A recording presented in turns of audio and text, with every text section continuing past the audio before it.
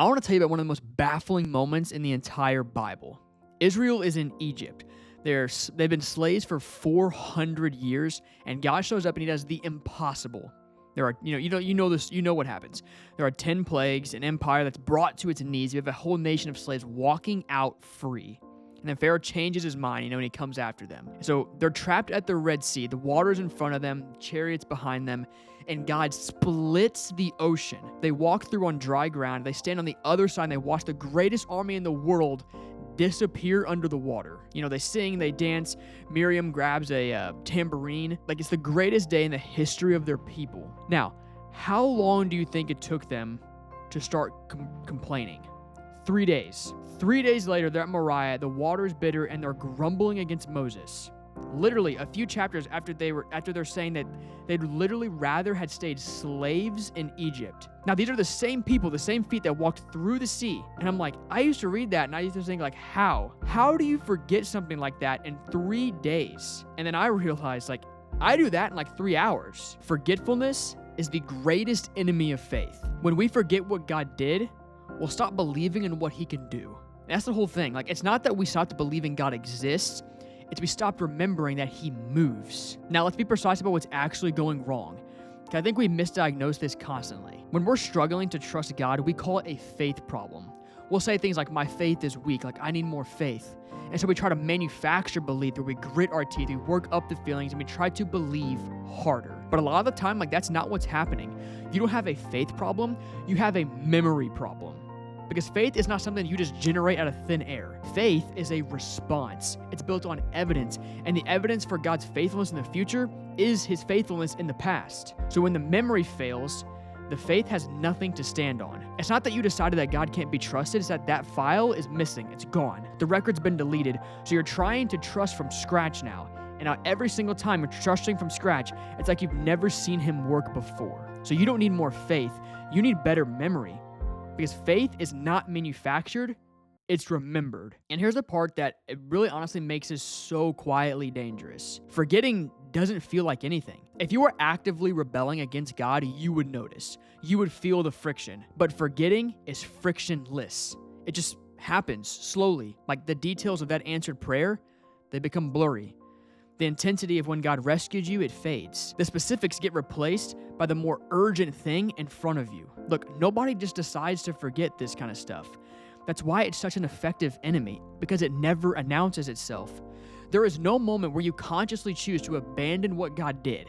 It's just what happens is the memory just quietly erodes, and then one day you're facing something hard and you can't remember a single reason to believe that he'll show up. So you didn't walk away from faith. It drained out through a hole you never saw. So why are we like this? Why is our memory so selectively terrible? Because notice, we don't forget everything. We're actually excellent at remembering certain things. We remember the embarrassing thing that we said in 8th grade. You remember the exact words of criticism from 10 years ago. You remember the betrayal in great detail. But the answered prayer from 2 years ago, the season where you were sure that it would break you but it didn't, or the provision that showed up out of nowhere, those become blurry. They become vague and they're almost mostly gone. Part of this is honestly just how we're wired. The brain is built to catalog threats because remembering danger keeps you alive. Fine.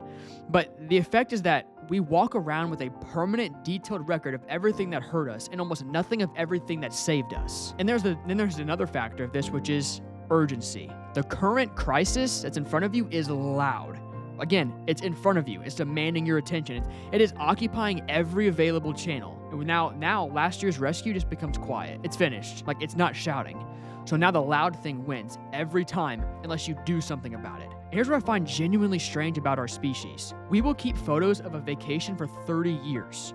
We'll frame diplomas, we save ticket stubs, and we keep a program from a wedding. But the night that God met us in the dark, the thing that actually changed our life, we keep no record of it. We just assume that we'll remember it. We won't.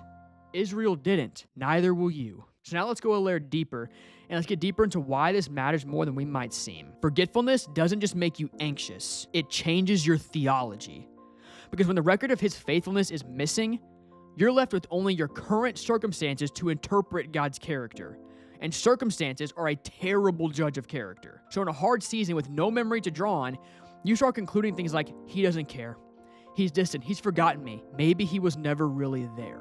And you didn't reason your way there. You just lost the counter evidence. Every hard season asks you the same question. Is God still good? And you will answer it based on what you remember. That's why memory isn't sentimental, it's structural. It's the thing holding your view of God steady when the present is trying to redefine him. Now, I do want to be careful here. Remembering is not nostalgia. It's not sitting around missing the good old days. You see what happens? Here's the difference. Nostalgia looks back and longs. Remembrance looks back and concludes. Nostalgia says things were better then. Remembrance says he was faithful then, he'll be faithful now, because he is the same God today. He's the same yesterday, today, and forever. That's not sentiment. That's an argument. It's evidence. And notice, remembering doesn't require the current thing to make sense. You can be completely confused about what's happening right now, and you can still be certain about what happened before. That's a strange power of it. You can hold on to a God you don't currently understand, but because you have the receipts on a God who already proved himself. Faith at its most durable, it's often this. God, I don't understand this, but I remember you, and you are always faithful. Now let me show you how seriously God takes this, because once you see it in scripture, you can't miss it. So the book of Deuteronomy is essentially just one long sermon about memory. Over and over, Moses says, remember, take care lest you forget. Do not forget the Lord who brought you out of the land of Egypt. So why the repetition? Because Moses had watched it happen. He's seen a nation forget a parted sea in 3 days.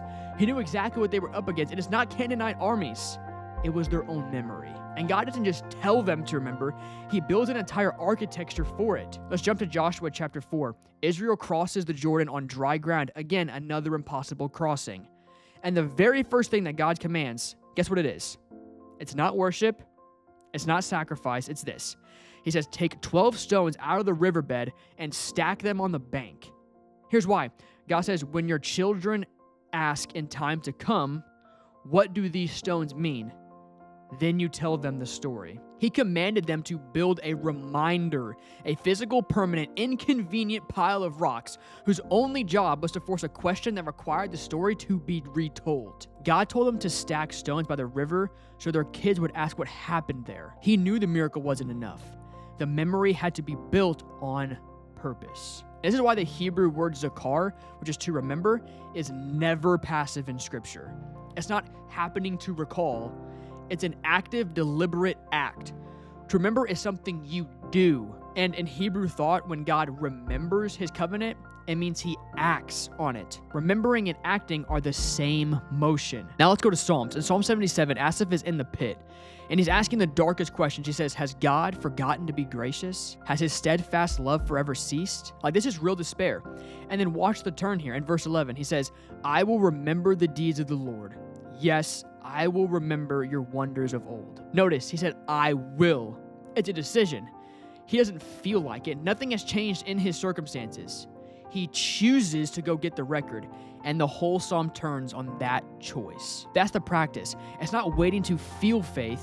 It's deciding to remember. Asaph didn't feel better and then remember. He remembered on purpose, and that's what changed everything. Memory is not a feeling that arrives. It's a decision you make.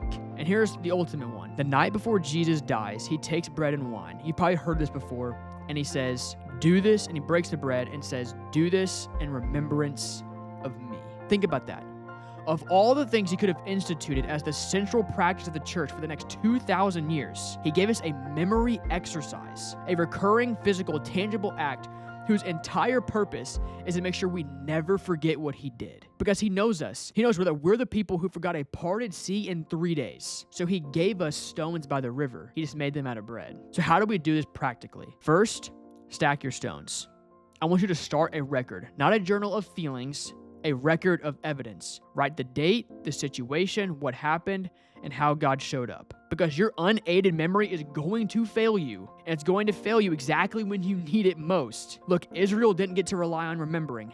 Neither do you, so build your pile. Second, I want you to go read the record before you pray about the crisis. I want you to change the order. When something hard hits and you're spiraling, don't start by pouring out the fear. Start by pulling out the list. I want you to list 3 entries. It could be like, this is what he did here, and here, and here. And then bring him the current thing that you're going through. Look, I promise you, you'll be praying from a completely different posture because you'll be talking to a God with a track record instead of a stranger you're hoping shows up. Third, I want you to tell somebody the story. The stones only worked because somebody asked and then somebody answered. Memories that stay private, they eventually erode. Memories you speak out, they get reinforced every time you tell them. So tell your kids, tell your friends, tell your small group. Tell them the actual story of a time that God moved. Look, you're not bragging. You're building a monument in someone else's memory too. Fourth and lastly, I want you to mark the anniversaries. Look, Israel had feasts. They celebrated Passover every year with specific foods that forced them to retell the stories. I want you to do a small version. It could be like the date that you got the good news.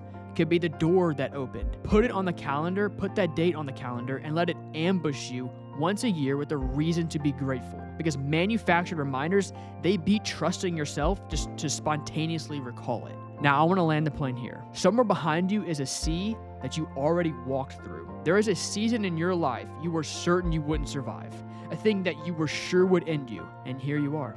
You're here. You made it. Something carried you across, and at the time, you knew it. You knew that you'd never forget what God did. You maybe have even said it out loud, and then a few months passed, and it got quiet.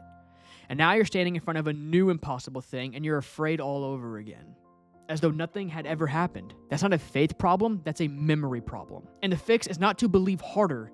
The fix is to go get the record, to turn around and look at the sea behind you before you look at the wall in front of you. Because the God who split that one is the same one standing right here, right now. When we forget what God did, we'll stop believing in what he can do. So don't just trust him, remember him, stack the stones, tell the story, because your future faith is built out of your recorded past. So look behind you. The evidence is already there. Keep the faith.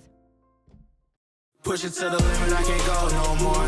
Red light, no way, I'm coming back home. Long dirt road, all on my own. I'ma be the greatest, write my name in the stone. Write my name in the stone. Yeah, I'm coming back.